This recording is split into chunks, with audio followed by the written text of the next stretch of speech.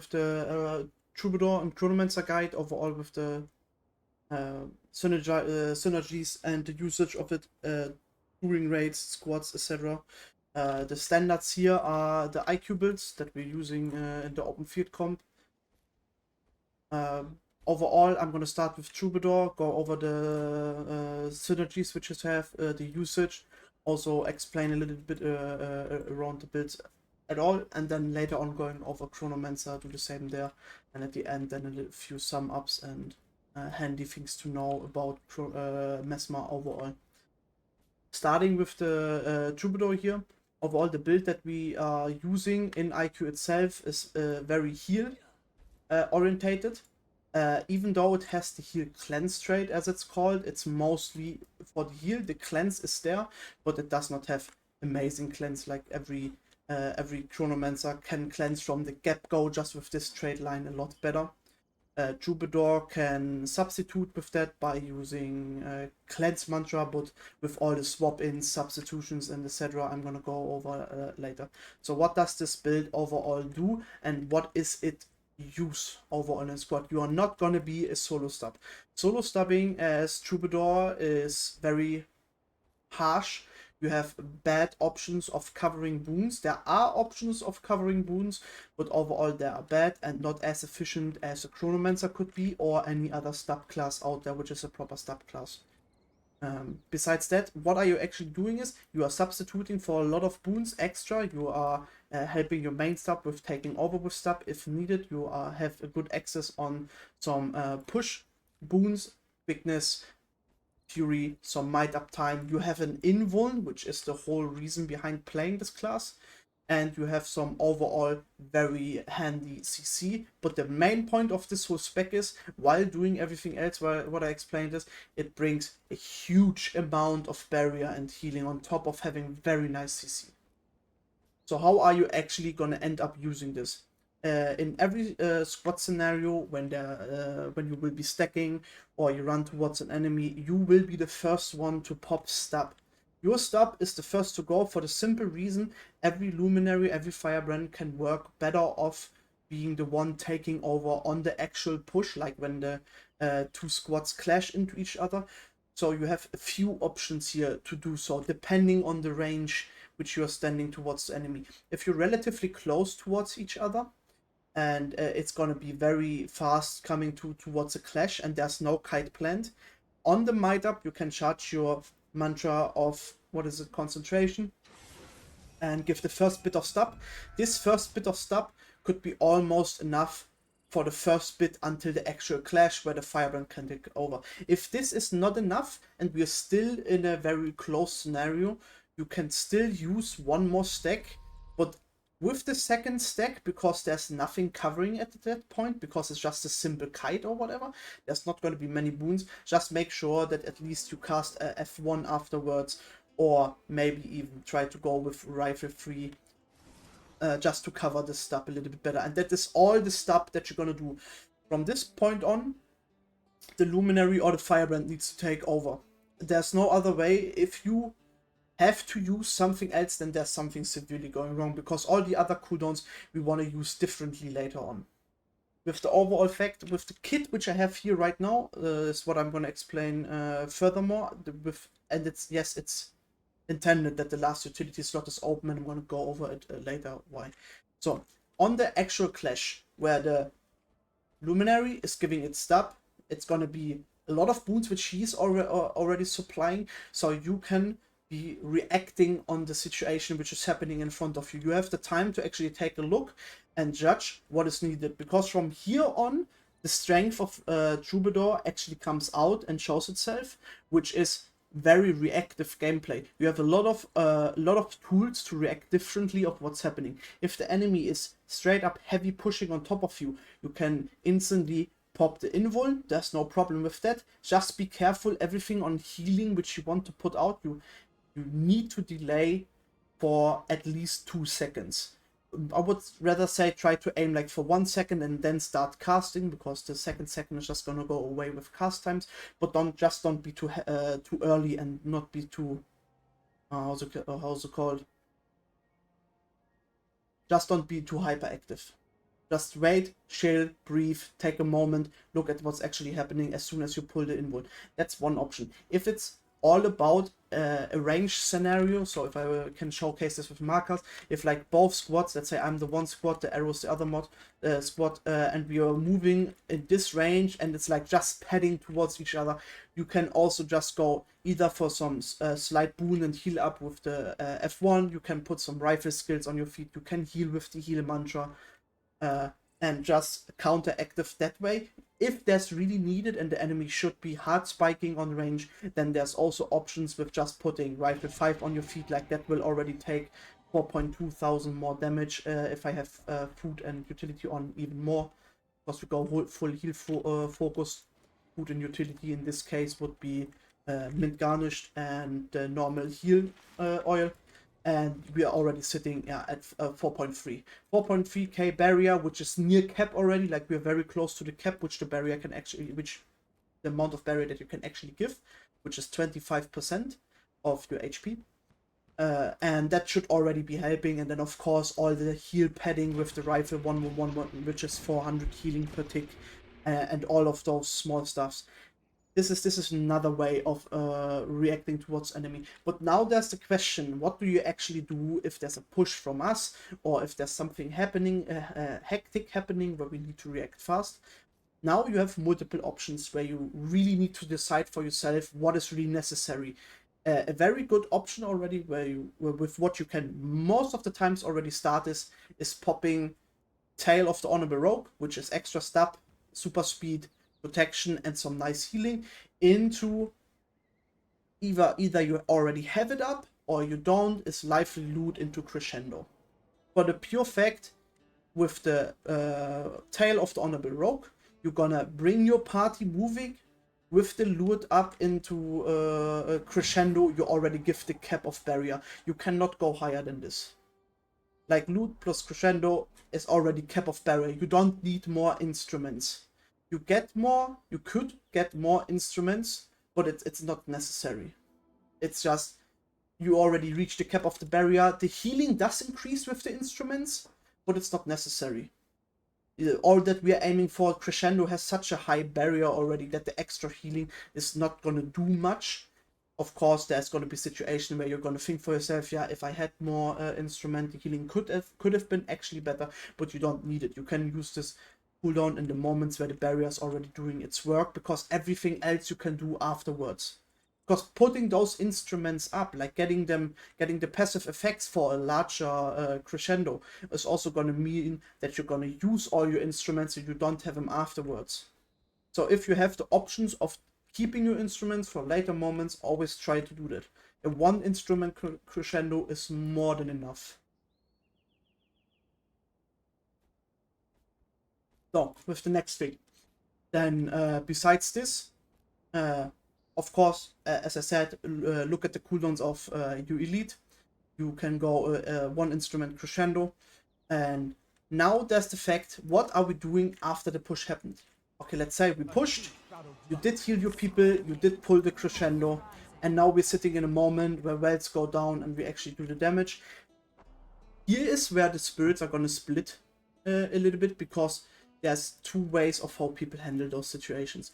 There's either the completely heal focused situation, that people are gonna try to put out as much healing with rifle and shatters, like with the instruments, as possible. But there's also the way, which in my opinion is still the most worth it one, is the mitigation part, which is as soon after this movement and you brought your people out of the situation and then re-engage with wells, you actually end up being in a situation where blocking and taking those hits for your squad is going to be quite valuable.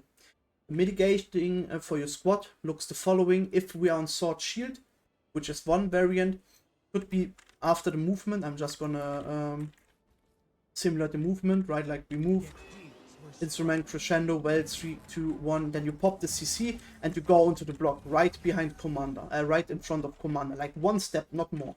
You just need to be one step in front of Commander, or even on Commander is mostly enough. Commander is also very tanky. And then you sit there with one shield 4, then you take those hits in, then you get out of shield 4, then you can maybe pop a CC or 2, depending on how much is actually happening and or if the enemy is staying. Then you can go either into Sword 2. If we are standing still, if we should be moving, then you always have your second shield 4. Because as soon as you block something, you get the second shield 4, which does the same as the first cast time of shield 4. So you take those extra hits and block them, which is very important. Okay. And all of this, you can then start simulating into different situations. Because there's not much more, there's only different variations of it. There is specifically around Crescendo, you can decide to be either on the safe side and use the F1, which is the loot, for the extra healing and that you get the barrier cap.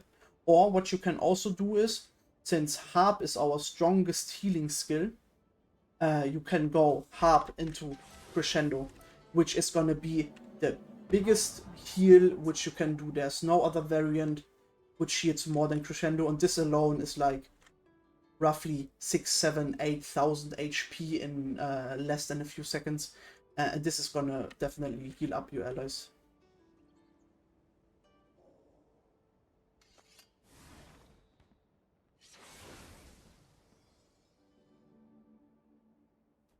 So. Now to the utility bar. Why did I leave the whole time the last utility slot open and did not include any third utility which I would use? For the pure fact, this is the moment where you're going to learn now that that the Troubadour has so many options which do not only change your third utility skill, but could also change towards your whole kit. And it all comes down of what your party need. And I'm gonna go slowly over this so that in the recording and if the video is uploaded, you can go slowly step by step with it and can understand what I'm doing here. So the first, and I would say most safest variant is with Signet of Illusion.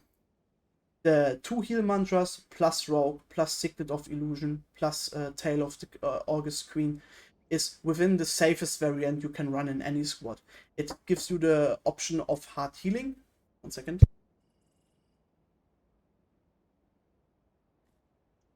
It gives you the option of hard healing and resetting this hard heal, because Signet of Illusion is going to reset your harp, which is the biggest heal that we have. You have the mantras, which each of them is healing as well, like roughly 1.5k, so you can split it out as well. You have 2 sources of stability, one even with super speed. The only thing that this build is lacking is stun breaks. You have only self stun breaks and no group stun breaks for this. This is the safest variant. No. In my opinion, the most useful variant, also boon wise, this is very, very nice to play if you feel like that your whole party is missing some boons for whatever reason. There could be many. Is going more tails. More tails is going to give you more protection uptime, which is something which both mantras which we're using are missing. You would still run with Tale of the Honorable Rogue, and I personally side towards using a Tale of the Violent Marshal and leave Signet of Illusion in this case in. The only thing that you need to do in this variant of the build is you actually need to swap one trade line, because this trade line becomes completely useless. To which of the trade lines do we want to swap it? Just go for the first one. You have a faster FFF, like a faster res on people. And therefore, if anyone goes down inside the squad, you're just going to be the one that can rest them faster. And in this combination, this is in my opinion, if you feel like boons are missing, some utilities missing, you can go with this variant. There's even one, if you feel like that even more boons are missing, or instead of just boons and stun breaks are missing, you can swap into this trade line, which is going to turn your harp into resistance and a break stun. Only note here, this change and the swapping away from the mantras is going to reduce your overall healing. The mantra combination plus restorative illusions is way more healing than this variant. But this variant gives you more boons and definitely a group stun break, which is very helpful. So what are we doing now if we are Veil? There's always the case that commander wants you on Veil, and there's only one suitable solution, which is at least in the end playing very handy, is keeping, at least in my opinion, is keeping mental defense in. You go back to both Mantran, and you stay on Signet of Illusion, and you stay on Veil or Illusion of Life. In my opinion, this is the most suitable version if you're Veil or have to run Illusion. There is definitely options to make it more comfortable on your playstyle, but just for the pure fact that you're missing even more utility skills, going for the stun break on the F4 or is, in my opinion, the best choice. Again, there's more suitable ways if you think for your own playstyle. In my opinion, this is the most suitable way. If you are forced to go Ilu or Veil. And here again, you need to be careful. You have only limited utility slots. The reason why we take the utilities that we take here is since in this case F4 is our stun break, going for the Secret of Illusion, which is not only going to reset the stun break but also reset the other instruments, is in my opinion just the most suitable ones, because you also give yourself the chance of having double CC with flute and drums both being back alive again. So, and this is again as far as I would go with this. The question here though is, this build is one preset. The other two that I showed are other presets, but the most important thing that you need to remember for yourself is, what does the party need? What can you provide? The main thing here is also, don't try to do more than you actually can do. You cannot go for stun breaks, big heals, big boons, and whatever, big mitigation at the same time. You have to decide and choose. The more you split up what you're actually doing with your kit, the less value each of those things are going to give. Prioritizing one or two of those things at the same time is more than enough. Don't try to do more. You also have 4 people in your party which also have to do a job. So just be a little bit cautious with what you end up using and with what you end up putting in your utility bar. Because at the end of the day, even if you go a quad tail setup like this at the end, just means that you have a lot more boons, you have a lot more split up resources. Everything is not so condensed into one or two of your tools, but at the same time you get a little bit less access of some of your tools. For example, we have no Secret of Illusion. Your shatters, your instruments are just going to be one time, but at the same time we have a group stun break on the Violent Marshal, which only works if you have the harp active, so be careful there. I'm pretty sure it does only work with the harp break the stuns. And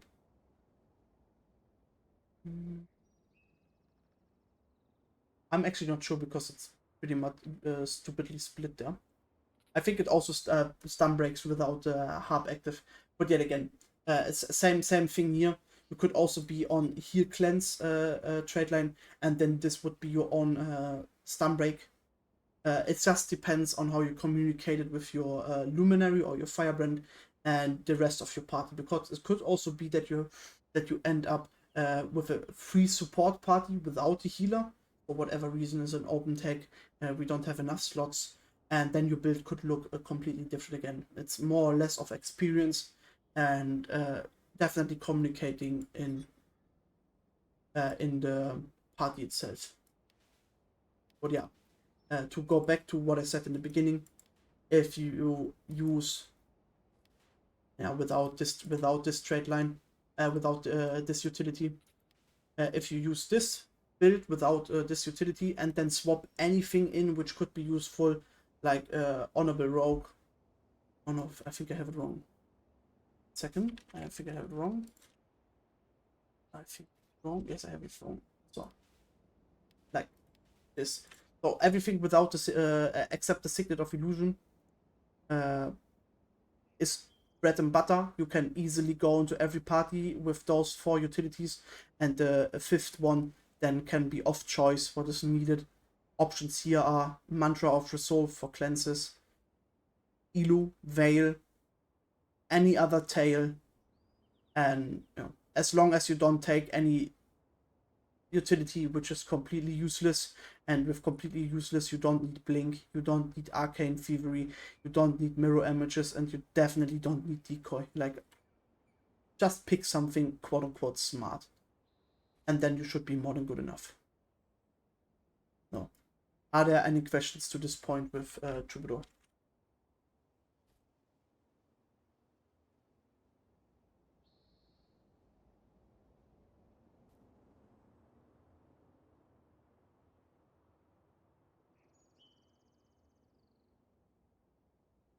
No, no questions, nothing?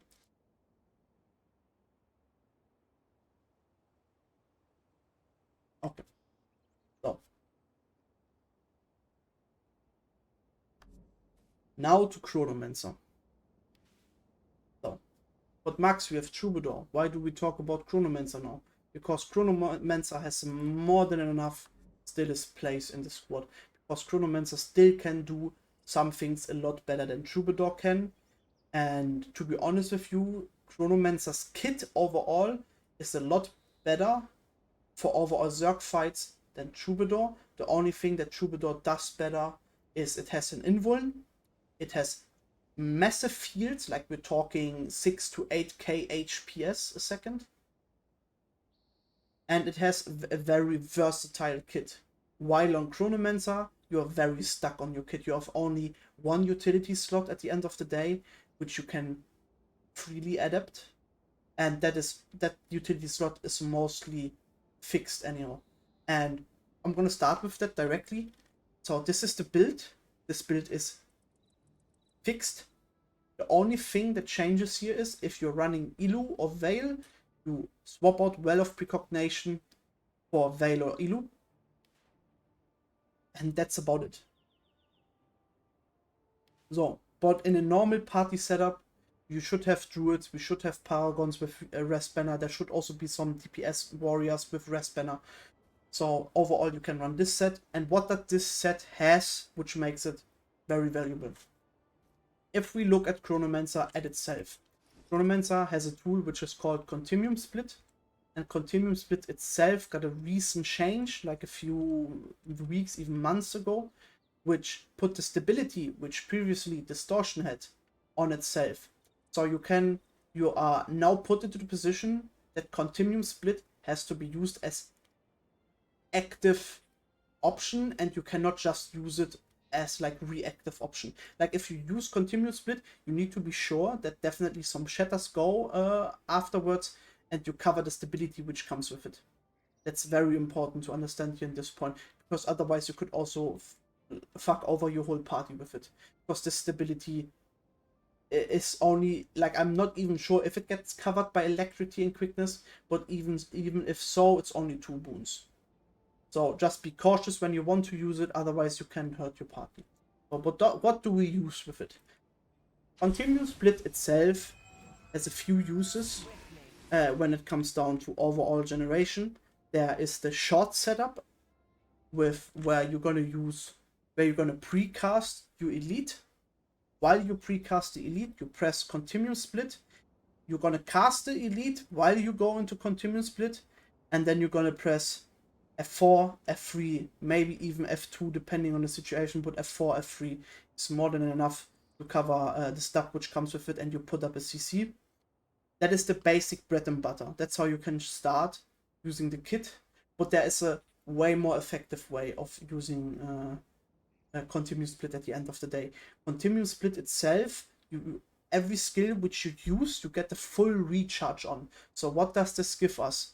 If we have Stability Mantra charged, if you would go into Continuum Split and use the Stability Mantra now, 1 charge, like from 2 down to 1, and you get out of the Continuum Split, the mantra is back up on 2 charges.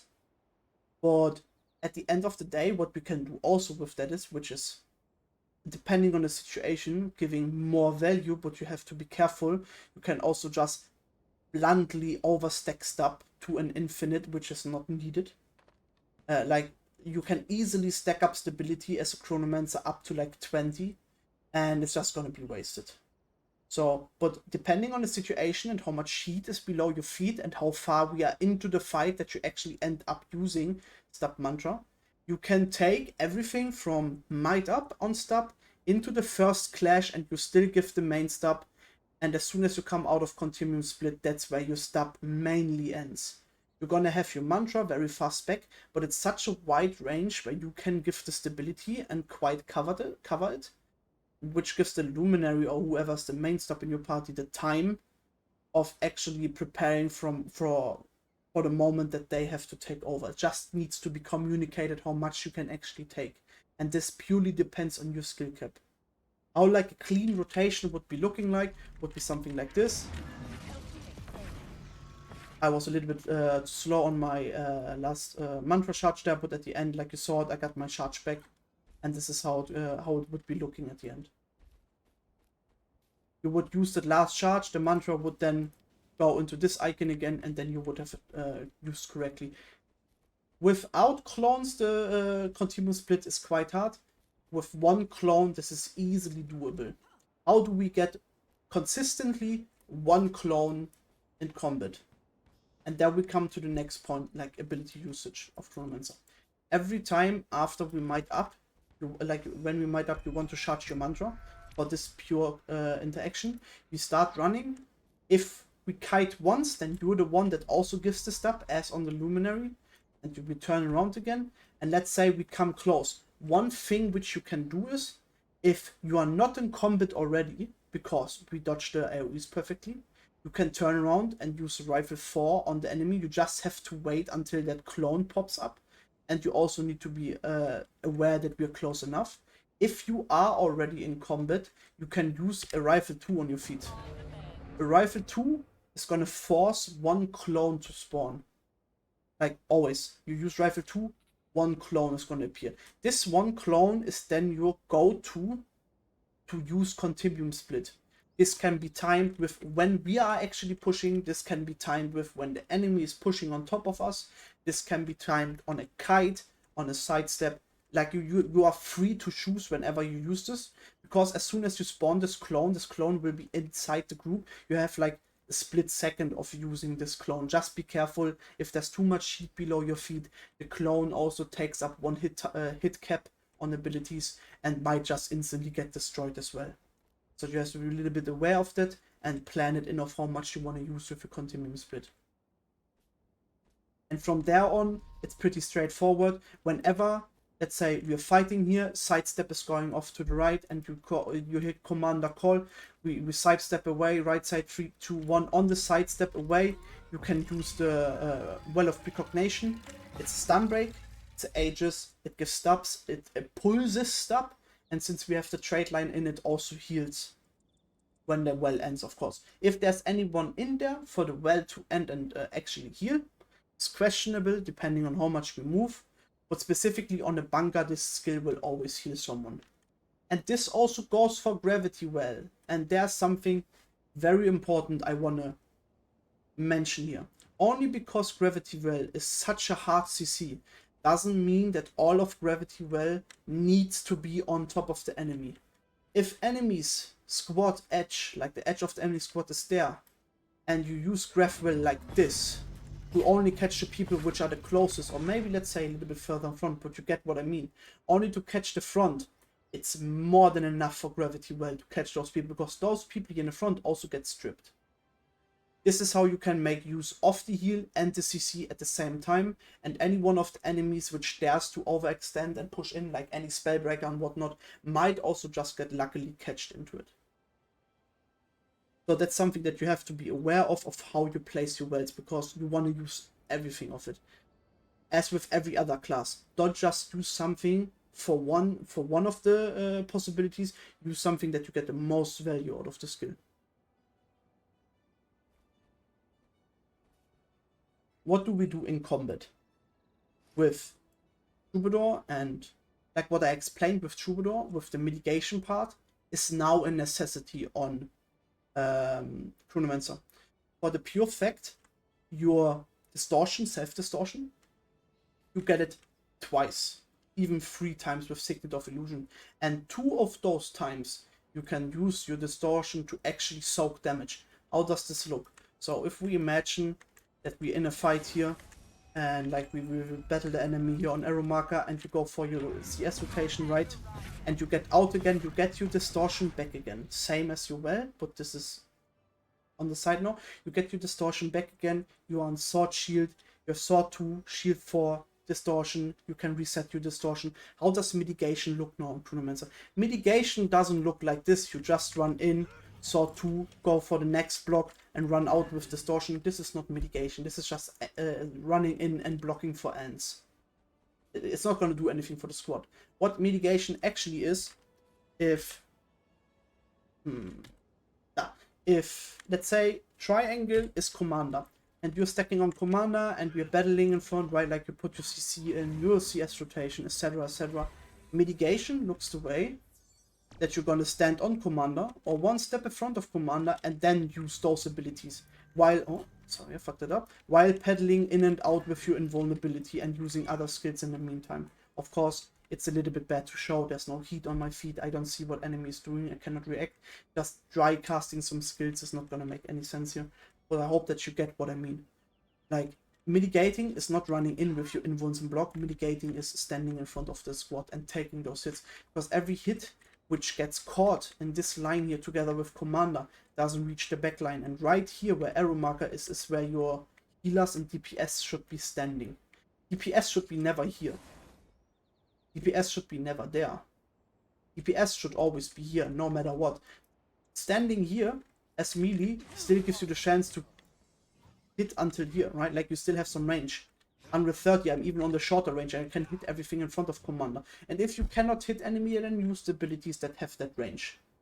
If we are actually going to commit, commander's going to tell you, then you can maybe overstep once, or like stand in the same line as the quote-unquote tanks, like luminaries, etc. But you should never overextend. Just to make your support's life not unnecessarily hard. So, other questions until this point?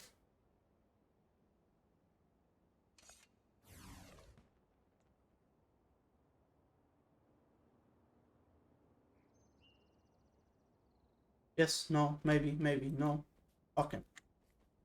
But then we come to some tips and tricks of the overall usage. I'm gonna stay with tips and tricks on Chronomancer for the start. So, there's gonna be people out there that are gonna yell at you on Chronomancer and tell you, yeah, you need to use the charge of the mantra as actual stub and as actual resource. Fuck those people. They have no idea that they're talking about. Probably never played Chronomancer themselves, or played it like 3 years ago, where we had half as much pressure on our feet as we have nowadays, with like especially with the new classes.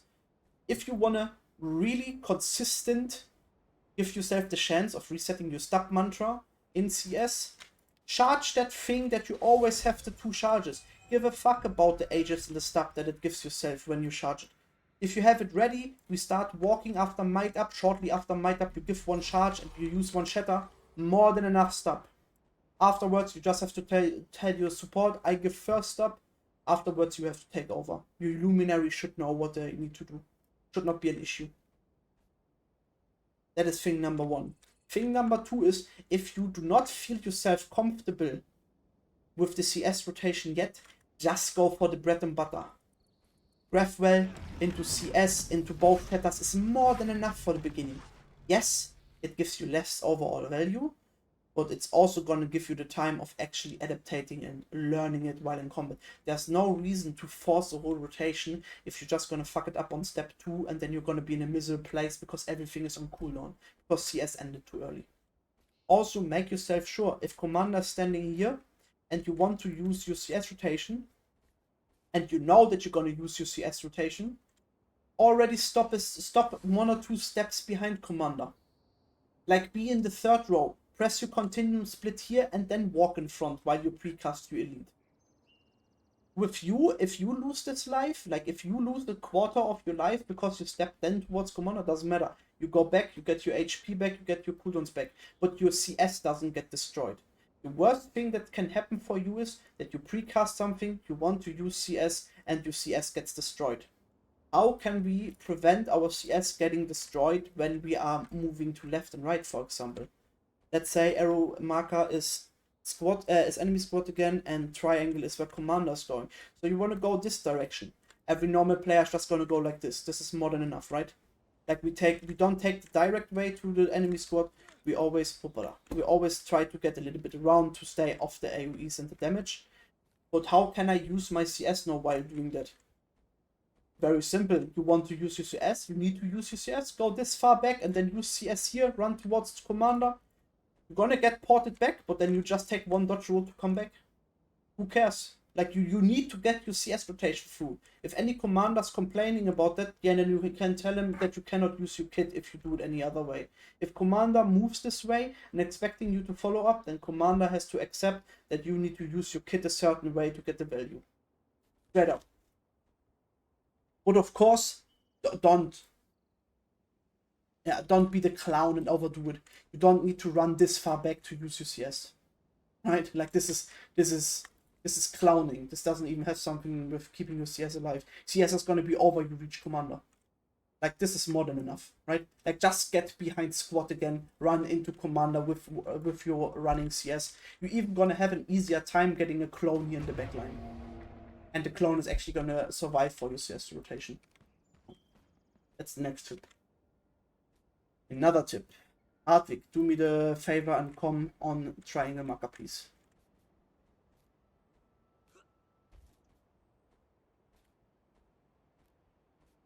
So, the next tip, which I'm going to show you, has something to do with the settings. We have something with HP bars, which is called big squad health bars. Why do we want this on Chronomancer or Troubadour or any other support? For the simple fact, you cannot tell me that you can see this HP bar when 30 with a 30 is fighting. You will never be able to elu someone or go towards someone when he's about to go down and be the first one to FFF if you actually have the chance with this HP bar. Put your HP bar on thick, you're gonna see when this HP bar is going down, and actually look at that. Your eyes are not glued to the enemy. Look at your own squad as well. If someone from your squad goes low life and you see that, already precast illusion on them if you know that they're gonna go down. This has 1 1/4 of a second cast time, and it's even like it's roughly 0.8 of a second with quickness. So look at HP bars.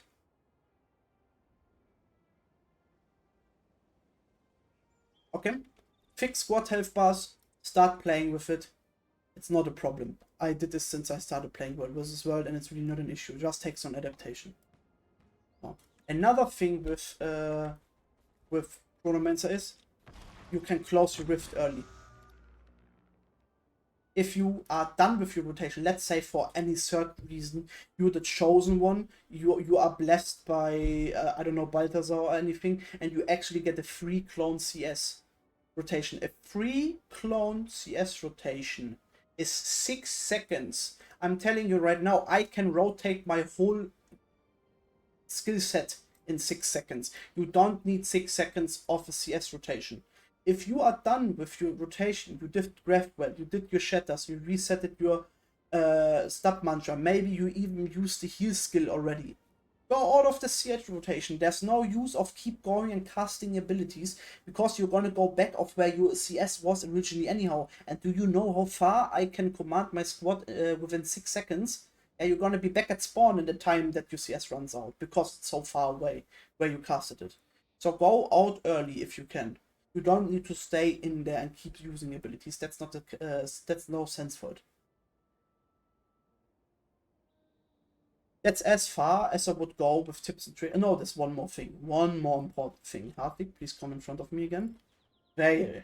This is not going to be something people are going to hate me for, but I let my Veil handle it the same way. Let's say our good friend Hartwig here is the commander, and commander says Veil in front. Now we have to look at two things. How fast enemy squad, where's commander, where am I, and what's happening around. And I can tell you right now, you can look at those things as much as you want to. If commander's saying Veil, put your, best in case your camera is already a little bit up, you put your cursor on top of commander, like just where his chest is, no matter the character model, just where where commander's chest is, and put Veil there.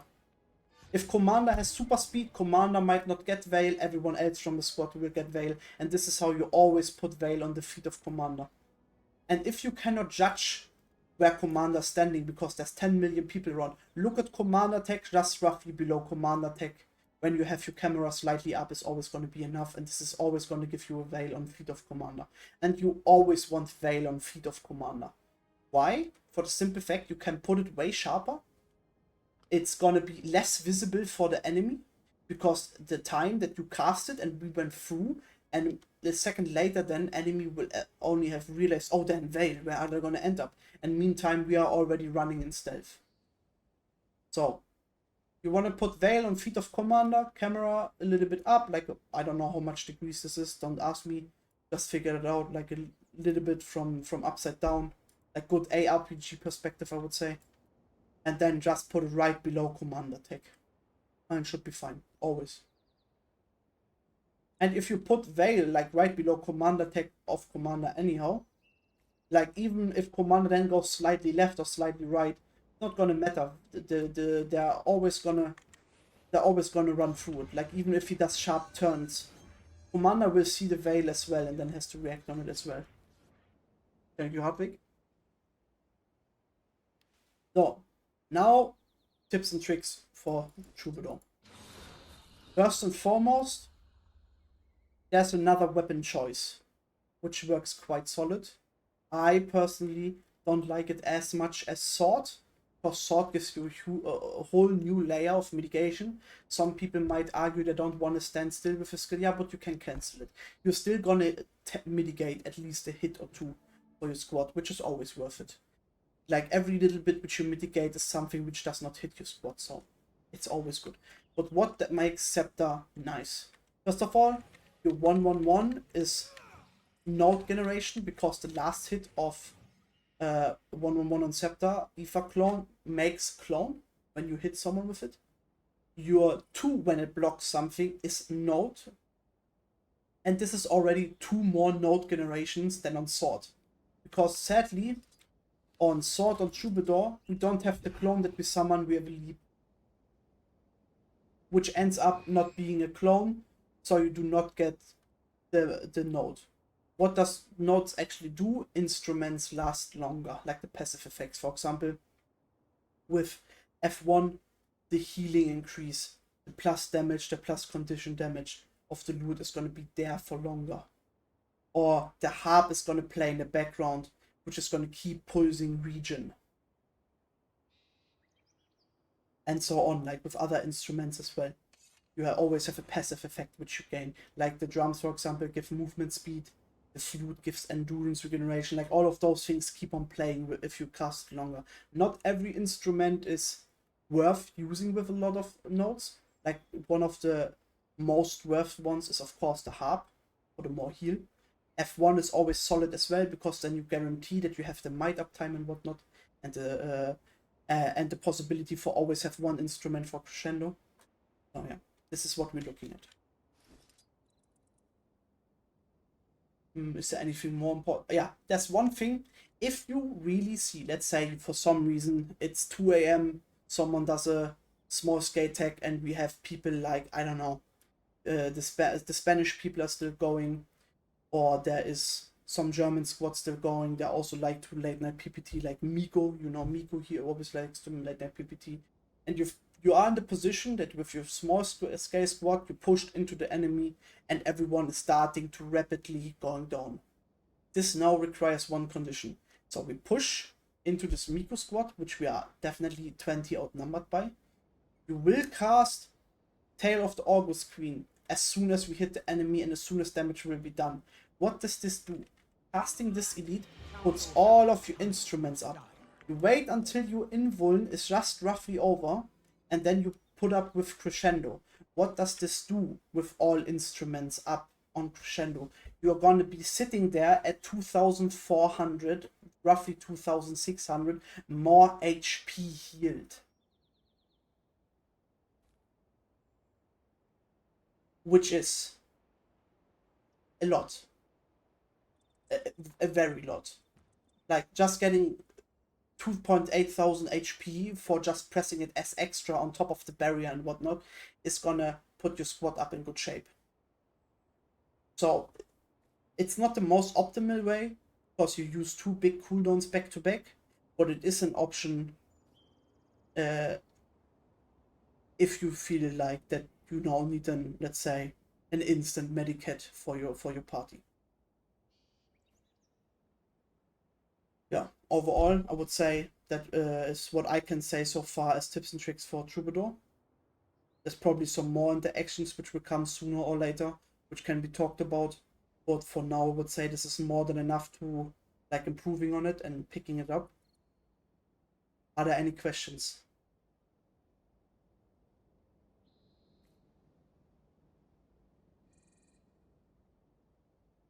No? Okay.